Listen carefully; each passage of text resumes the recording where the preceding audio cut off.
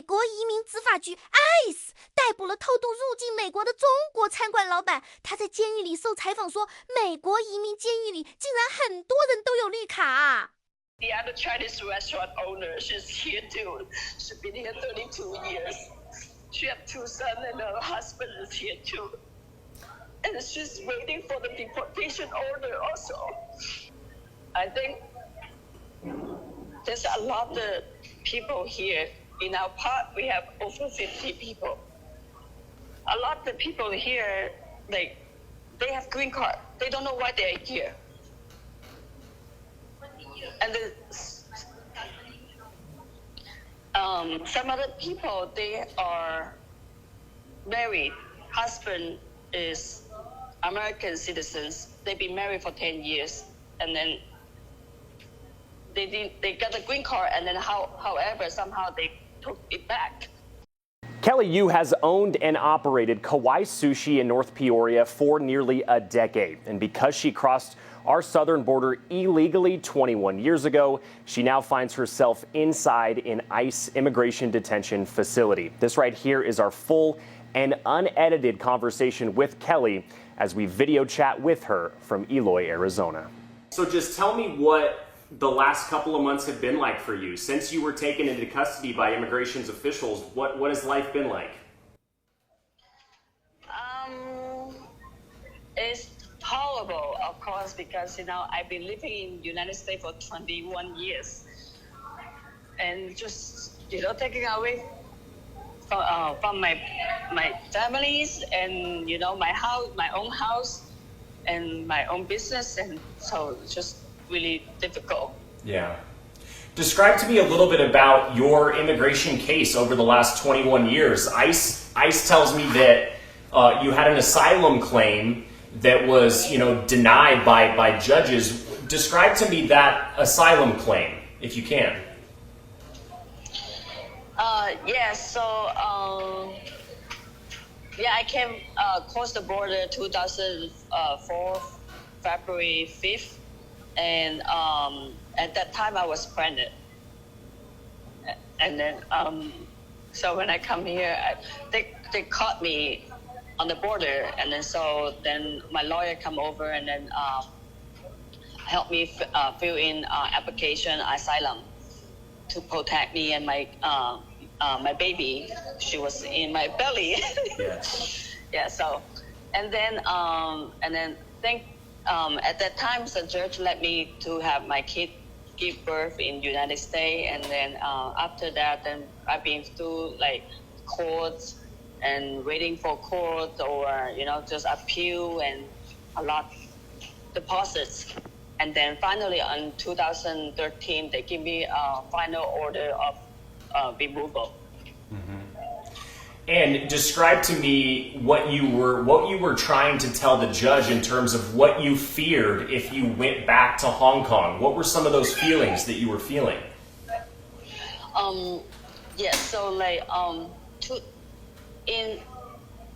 The fear is because the China, they only allow to have 1 kid at that time, and they don't have the 2-child policy at that moment, and also they don't allow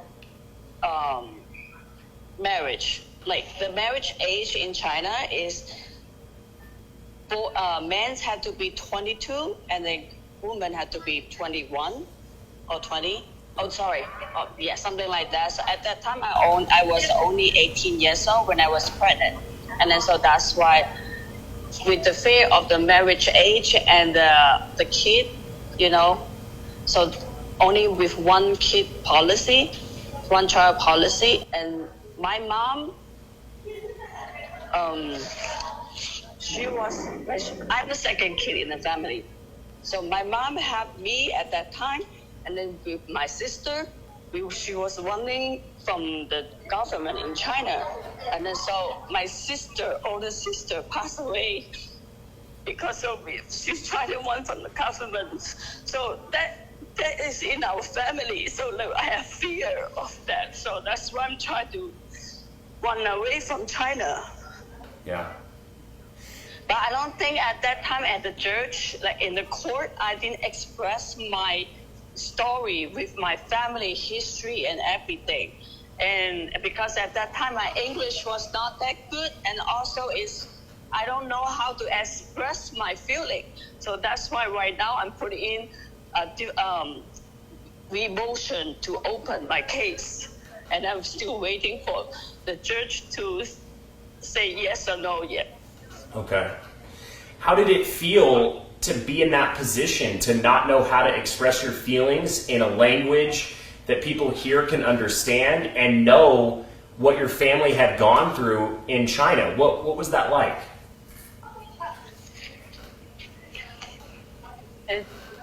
It just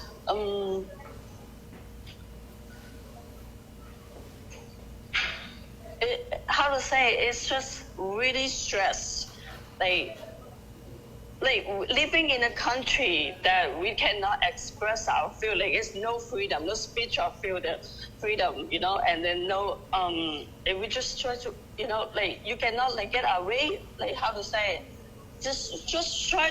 At that time just try to get away, and then like no one can hear you. Yeah. Mm-hmm. Yeah. No, I think the way you described it was great. And describe to me what life was like here in America from the time you came, you know, over in 2004. What has life been like here in the States for you? It just freedom, you know, like just some like spirit of freedom, religion of freedom, you know, and we can marry when we're 18 years old, and then, you know, we can have many kids as you want. Yeah. You know, you can marry if you're a lesbian or, Yeah. you know, gay. Yeah. So that's just we want, you know, we are human, and then we want to have our own rights. Yes.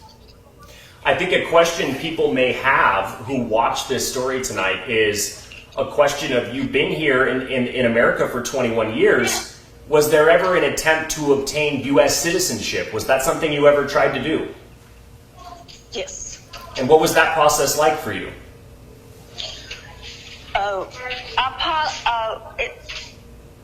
How to say it, like the way to how to apply for us citizenship. So with someone like us crossing the border is to apply for I-559. I-559.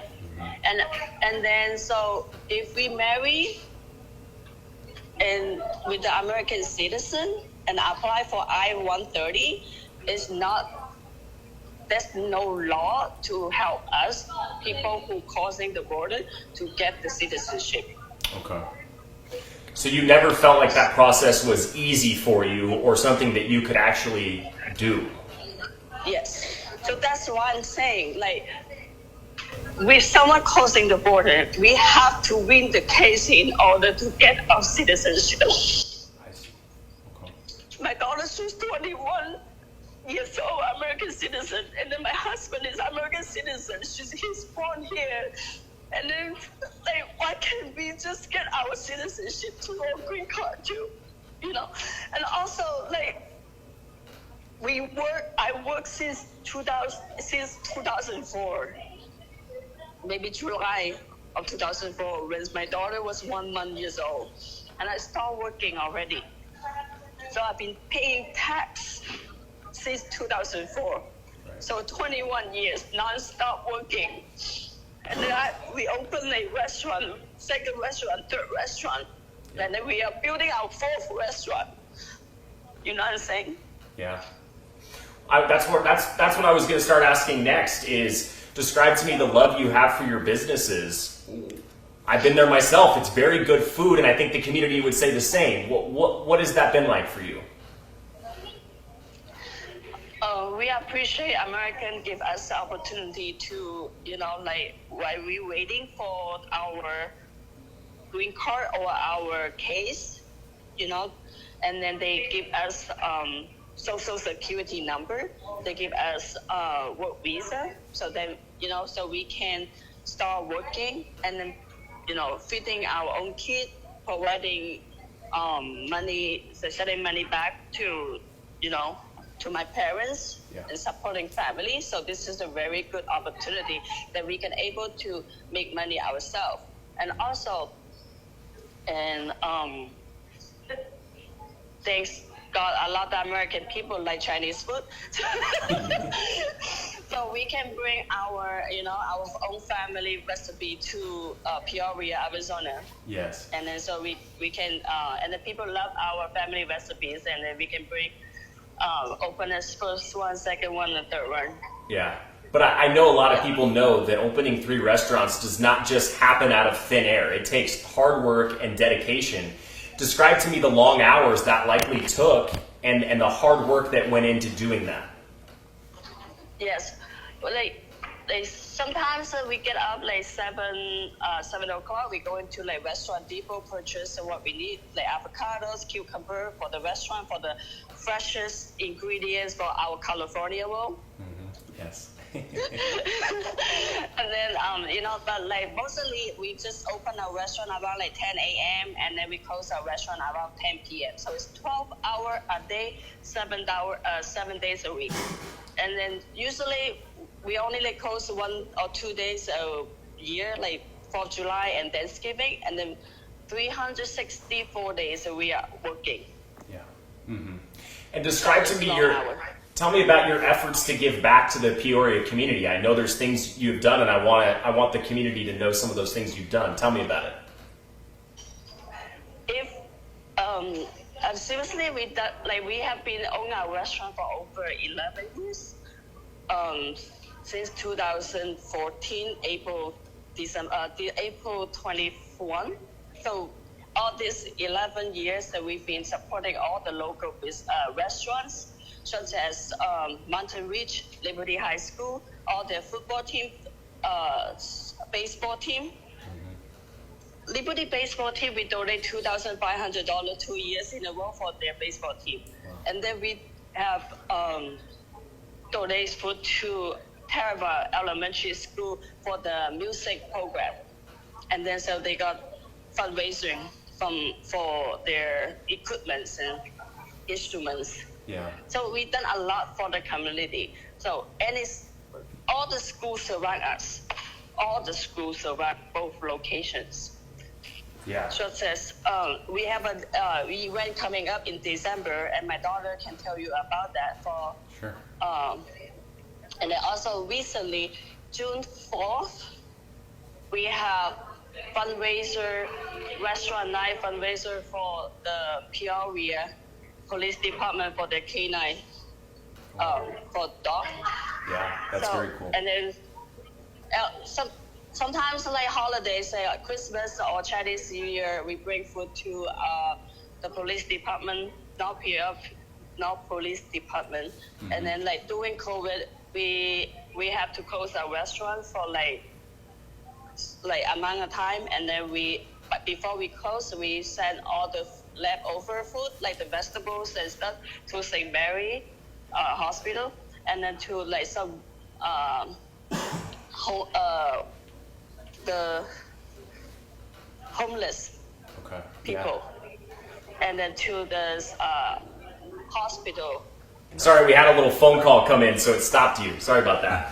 No, it's okay. So tell me this. What is your hope moving forward? Is there a request you would have, or anything that you would want the community to do or the government to do to try to help you out? What would be your request?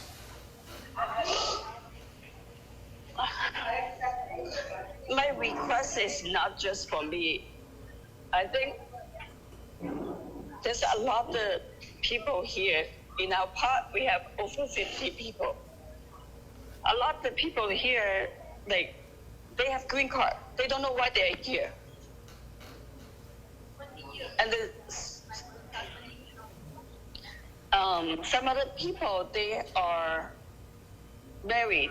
Husband is American citizens. They've been married for 10 years, and then they got a green card, and then however somehow they took it back. Mm-hmm. So I'm saying, like, is there any other way to help the family here that don't have to be separate them? Yeah. Any way that you don't have to be separated from your family like you are now? Is that kind of what you're saying? Yes, correct. Okay. And then a lot of people say, like one of the lawyers telling the other lady may have to wait in detention center for 1 year in order to get green card, even though her husband is American citizen. And then she don't know why she's here too. So like right now we just don't know what's going on and just have a lot of fear. They didn't cross the border like me. So that's why I'm saying, like, no matter they cross the border or they fly in because of travel, they came in and they marry, and then, they're just waiting for green card. Right. So any way that they can wait outside. Not have to be behind bars like you are, right? Correct. Yeah, can't imagine that's easy. To your knowledge, what is your next steps? Have you been told what comes next in your immigration process? Since I already have my final order of deportation, like removal, and they are already helping me to submit my application to Hong Kong immigration department and to get my travel document. And once they get my travel document, they will send me to Hong Kong, China. And no, go ahead. But at the same time, also, I'm still waiting for my visa. Are they going to accept my request to reopen my case or deny my request? Yeah. And then if I ever send back to Hong Kong, China, and then I probably going to have 10-year ban, so I'm not able to come back to the United States, to my husband, to my daughter, to my business. If that's the case, what is that going to be like? It's going to be very difficult to me and my husband. And, also my mom, I forgot to mention about my mom too. She's a green card holder. So she already lost her husband, and then she's living with us in the same house. And, I take care of her here when she's living with me, in US. So it's gonna, and then my mom didn't move here until 3 years ago. So I have not seen her for 17 years. Is she back in Hong Kong? No, she's here. Oh, she's here. Okay, I see. Yes. Yeah, she's in a restaurant right now working. Okay. Yeah. So yeah, it's just like I'm a provider in our family. I'm a caretaker, my daughter, my husband, my mom, and so taking me away from my family is just, it's very difficult. And also our restaurants is, I'm like CEO of our restaurants, and a lot of decisions, and I have to make decisions for them. Yeah. Do you have any family? Say they do send you back, at some point in the future or near future. Do you have any family you'd be going back to, or is it going to be a place where you don't have any family anymore? What is that going to be like for you? Luckily, we still have. I still have 2 sisters in Hong Kong. Okay. So I can go, they can probably rent me a room or something. Sure. Yeah. So I can stay with them before I restart my life. Yeah. Yeah. Nothing in Hong Kong. Yeah. Is there anything else that you want to say? Those are all my questions I wanted to ask, but I like asking this question anytime I talk to somebody, to say, is there anything else that you think is important or you would want the community to know?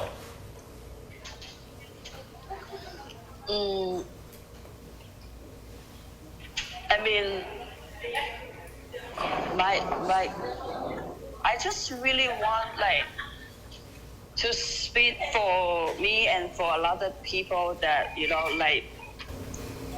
we didn't do anything wrong because how to say it, we're not criminals, and then we came to United States, we just work and we provide the service to the community. We raise our kid and just work our ass off to try to make a living here, and we not hurt anyone. And then we really want to able to have opportunity to have our, stay with our family and then just don't break our family.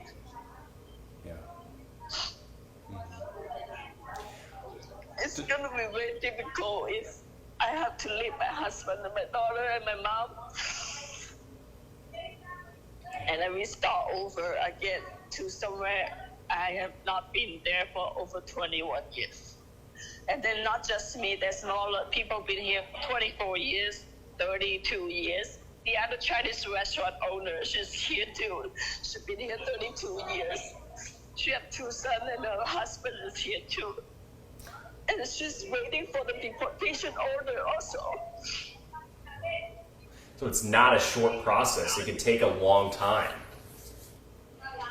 Yes. Yeah. So probably a month or 2 to get the travel document, and then after they get the travel document from China or Hong Kong, and then they will book the ticket probably 3 weeks or so. So there will about 3 months, so you have to stay here. Mm-hmm. Describe to me tell me about the living conditions where you're staying. Would you describe them as good? Would you describe them as adequate? Would you describe them as poor, where you're currently living? And our detention center right here, Eloy, the manager, the unit manager, they are very good at keeping the building nice and clean and organized, and they keeping us very safe and and so I think the managers here and then the staff here, they are very good. Yeah. But it's still no life to live for somebody who has no criminal record, right? Yes. Yes. So besides sleep, eat, and play cards, we don't have anything to do here, and just be a little bored. Yeah. Especially to someone like me, and then we get used to working a lot. Right. It's a big change. Yeah. So they don't tell us okay, you're gonna be leaving on this day and that day, or So, but we have a tablet able to communicate with ICE officers, and they will tell us a little bit about the information, but they don't give us the exact detailed information. Okay. Yeah. They could. And then one of the Chinese lady here, she got, she already have a final deportation order. She got transferred to many detention center, and then they don't tell her what's the reason. Oh wow.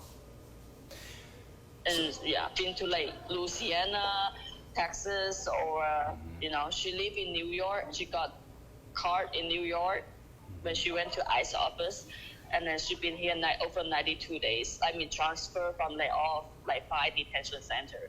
Yeah. So it's, There's a lot of confusion around what's even happening, right? Would you say? Correct. Mm-hmm. Yes, correct. Yeah.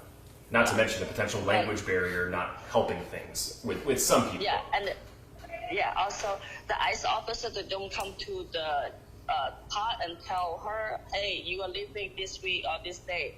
But they do have an ICE officer come into the part weekly, and then so today I asked her the ICE officer, hey, can you please help me check this lady? She's supposed to be she's been here 92 days, and then she's supposed to get deported, but she's been to 5 different detention centers. Can you help me to check? And then so finally the ICE officer tell her that she's leaving this week.